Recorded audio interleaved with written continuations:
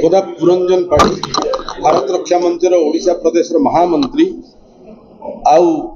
आगामी 9 तारीख दिन आमर भारत हिंदू मानकर एक भव्य पूजा शारदीय पूजा माँ दुर्गा आविर्भाव एवं आसुरिक शक्ति मानकर विनाश जो होता वर्तमान जुगरे जो भलिया असामाजिक तत्व तांकर आतंकराज चलैचंती एटी हिंदू जागृत होइचंती एटी हिंदू लड़िया पे प्रस्तुत अछंती आमर हिंदू भी विभिन्न अस्त्र शस्त्र रे तांका घरे भी अछि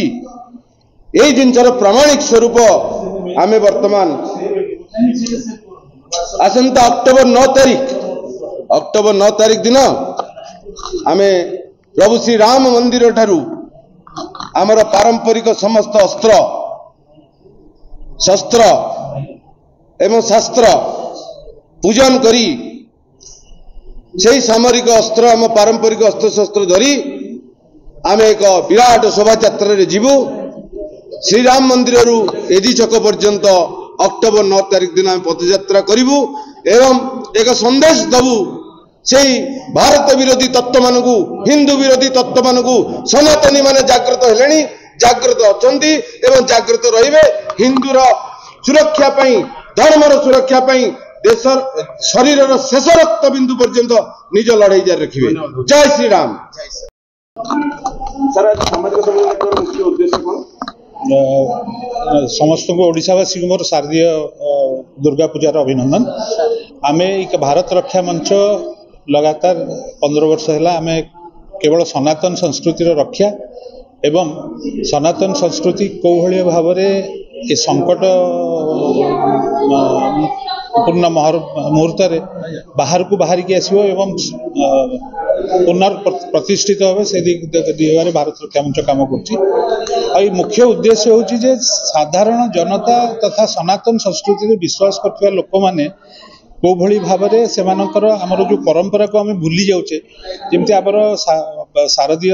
दुर्गा पूजा समय शास्त्र सांगे शस्त्र पूजा गोटे कार्यक्रम नि जाए शस्त्र पूजन रो अर्थ होची जे शस्त्र पूजन आम शस्त्र ये सांगे रखू और शस्त्र शिक्षा ये कि नौ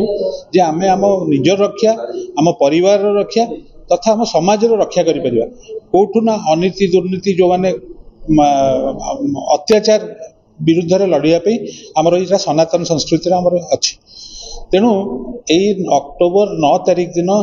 आम जो जो परंपरा को भूली जाऊँ फेर पुनर्जीवित करने भारत रक्षा मंच तरफ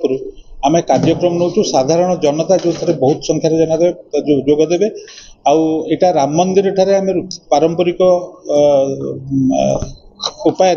आम आमर शस्त्र पूजन हेबो तापर गोटे विराट शोभा यात्रा जो थे विभिन्न जगार साधु सन्त आम सागे आसछंती छड़ा विभिन्न आखाड़ार लोक आसछंती युवा महिला 1000 ऊर्ध्व लोक ये आम सहित शोभा यात्रा जोगदेवे जो शोभा यात्रा राम मंदिर आरंभ हो एवं एजी छकटारे समाप्त हो तेणु आपण मानक माध्यम एतिकी आम ओडिशा लोकवासी को जन चाहूँ जे ओडिशा एक शांतिप्रिय राज्य हेले भी आमर विगत दिन मानक जो सबू एक्टिविटी लोक मानकर धरा पड़ी और बांग्लादेश तथा रोहिंग्या लोक मैंने आसी जो भाया उत्पात करमर लोक मान अत्याचार कर क्राइम सब होमर लड़ार आवश्यकता पड़ी समय अनुसार सनातन संस्कृति को बंचाई रखापी धर्म को रक्षा करने आमर हिंदू समाज एवं सनातन संस्कृति विश्वास करता लोक आगू आसवा दरकार आपण माध्यम यही मेसेज मुझे देवाई चाहिए।